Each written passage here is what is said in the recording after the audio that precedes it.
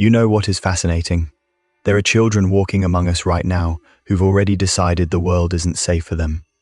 Not because they've been through some dramatic trauma, but because of something far more subtle and devastating.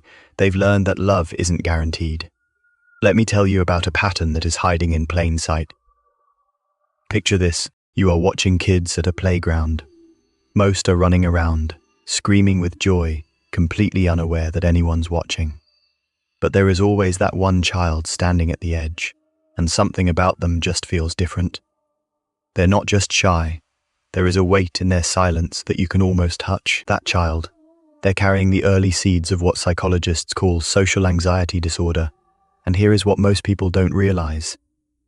This isn't something that just happens to teenagers scrolling through social media.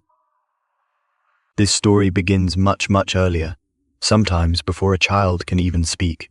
Let me walk you through exactly how a perfectly normal, beautiful child transforms into someone who is terrified of the very thing they need most: human connection.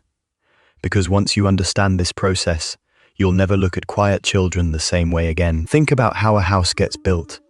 You start with a foundation, then you add the framework, and finally the walls. A child's sense of self works exactly the same way.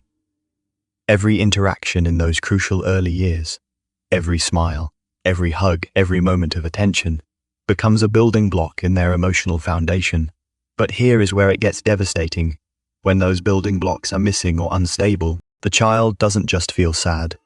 Their developing brain actually rewires itself to expect rejection. It is like their internal security system gets set to the highest possible alert level, and it never gets turned off. Picture a little girl named Sarah. She is 3 years old, and she is trying to show her mum a drawing she made. But mom's on her phone, dealing with work stress, financial pressure, relationship problems. She glances up, says, "That is nice, honey," and immediately looks back down.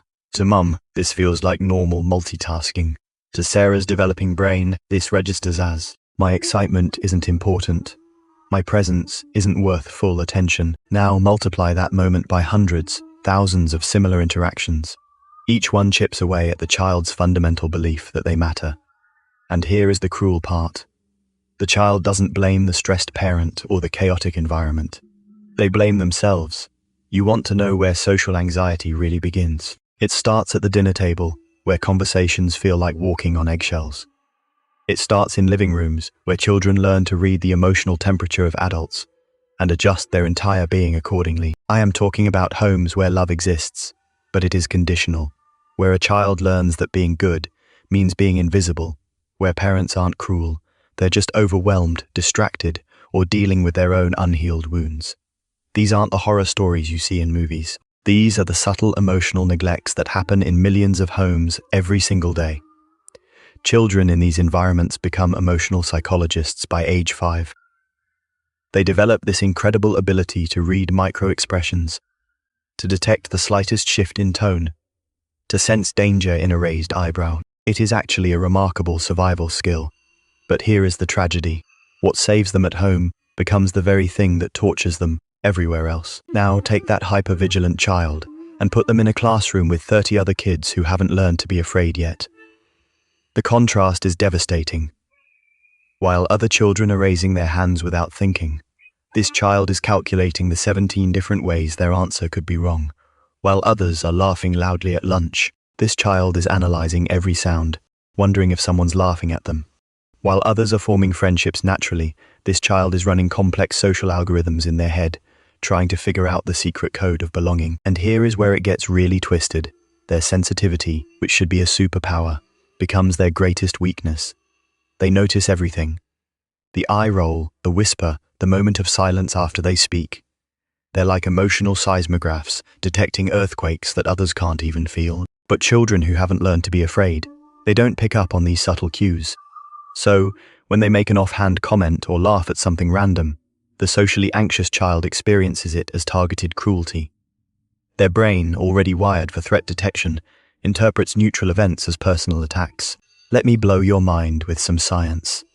When a child grows up in an environment of emotional unpredictability, their stress response system, controlled by a tiny almond-shaped structure called the amygdala, becomes hyperactive. It is like having a smoke detector that goes off every time you toast bread. So, when little Marcus walks into the school cafeteria, his body floods with the same chemicals that would help him escape from a bear. His heart races, his palms sweat, his mind goes blank, all because Kevin from math class might sit next to him. His nervous system literally cannot tell the difference between a social interaction and a life-threatening situation. This isn't dramatic overreaction. This is a perfectly logical response from a brain that learned early on that other people are dangerous. The tragic irony is that the very system designed to protect him is now preventing him from getting the connection he desperately needs. By middle school, these children have become masters of disguise. They've learned to mimic confidence so well that teachers often have no idea they're struggling. They'll sit in the back, speak just enough to avoid attention, and develop elaborate strategies to appear normal while feeling anything but. They become experts at what I call social mathematics. They calculate exactly how long to maintain eye contact before it becomes weird. They rehearse conversations in their head like actors preparing for opening night. They analyze their own voice, their posture, their facial expressions with the intensity of a forensic investigator. But here is what is heartbreaking. All this energy spent on performance means they never actually experience authentic connection. They're so busy trying to be acceptable that they never discover who they actually are. It is like spending your entire life wearing a mask and then wondering why no one knows the real you. Social anxiety doesn't just make children quiet, it makes them impossibly hard on themselves. They develop this belief that they need to be flawless to be lovable. One stumbled word in a presentation becomes evidence of their inadequacy. One awkward moment at lunch replays in their mind for weeks. I've worked with teenagers who spend hours rewriting text messages, analyzing every word for potential misinterpretation. They'll delete and rewrite, "Hey, how was your day?" 15 times because they're terrified of sounding too eager, too casual, too anything. This perfectionism isn't vanity, it is survival. In their mind, being perfect is the only way to avoid the rejection they're certain is coming. But perfectionism is an impossible standard, which means they're setting themselves up for constant failure and self-criticism. Here is what makes social anxiety so insidious. It is almost entirely invisible. A child with a broken leg gets sympathy, accommodations, and medical attention. A child with social anxiety just gets labeled as shy or antisocial. Their suffering is dismissed as a personality quirk rather than recognized as genuine psychological distress. These children learn to suffer in silence. They smile when they're dying inside. They say, "I am fine." When every interaction feels like torture, they develop elaborate avoidance strategies. Suddenly getting sick on presentation days, choosing classes based on how much speaking is required, avoiding extracurricular activities where they might be noticed. And the most devastating part, the longer they avoid, the more their fear grows. Each avoided interaction becomes proof that they couldn't handle it anyway. It is like being afraid of swimming and then never going in the water. The fear just gets bigger and scarier over time. Social anxiety doesn't just affect social situations. When you are constantly worried about how others perceive you, it impacts everything. Academic performance suffers because you are too afraid to ask questions. Creativity gets stifled because you are too worried about judgment. Leadership opportunities disappear because you convince yourself you are not qualified. These children often develop what psychologists call learned helplessness. They become so accustomed to feeling powerless in social situations that they start feeling powerless everywhere. They don't apply for the school play. They don't run for student council. They don't even order their own food at restaurants because they're convinced they'll mess it up somehow. Now, here is the really sobering part. Most of these children grow into adults who still carry these wounds. That hypervigilant nervous system doesn't just turn off at 18. The beliefs formed in childhood, "I am not enough," "People will reject me if they really know me," "I am safer staying small." These become the invisible prison bars of adulthood. I've worked with incredibly successful adults, doctors, lawyers, entrepreneurs, who still feel like that scared child inside. They've learned to function, even excel, but they've never learned to truly connect. They have colleagues, but not close friends. They have romantic relationships, but struggle with intimacy. They present themselves to the world, but hide their authentic selves. But here is what I want you to understand. These children aren't broken. Their sensitivity, their awareness, their deep capacity for empathy, these are actually incredible strengths that have been misdirected by fear. Think about it. Who notices when someone is left out? The socially anxious child, who picks up on subtle emotional cues that others miss. The socially anxious child, who develops incredible intuition about human behavior. The socially anxious child. These children often become the most thoughtful adults, the most loyal friends, the most perceptive leaders. Once they learn to trust their gifts instead of fear them, their early training in emotional survival gives them skills that others spend years trying to develop in therapy. So how does healing happen? It starts with understanding that social anxiety isn't a character flaw, it is an adaptation. These children develop these responses because they were the smartest possible survival strategy, given their circumstances. Healing begins when someone, a teacher, a counselor, a friend, sometimes even a stranger, sees past the quiet exterior and recognizes the beautiful, sensitive soul underneath. It happens when someone says, "Your presence matters, your voice has value, you belong here just as you are." But it is not just about external validation. These children need to learn that their nervous system's alarm bells aren't always accurate. They need to practice small acts of courage, speaking up once in class, making eye contact with a classmate, joining one activity that scares them. Each tiny step teaches their brain a new lesson. I spoke up and the world didn't end. Someone smiled at me without mocking me. I belong somewhere after all.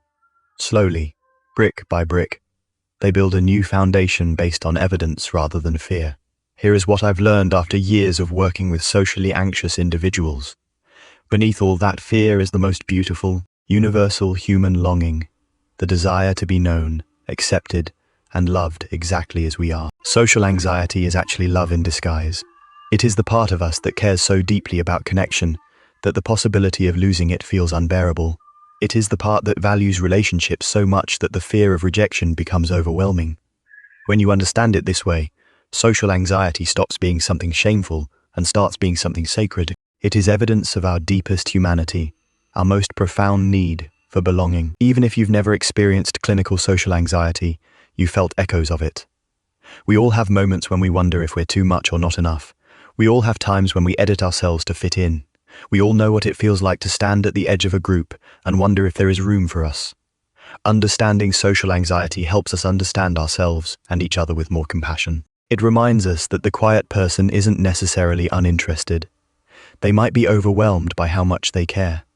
The person who seems standoffish might actually be desperately longing for connection, but terrified of reaching for it. Imagine if every teacher understood that the quiet student in the back row might be brilliant but afraid to shine. Imagine if every parent recognized that their child's sensitivity might actually be a superpower that needs nurturing, not fixing. Imagine if every friend group made space for the person who needs a little extra time to warm up.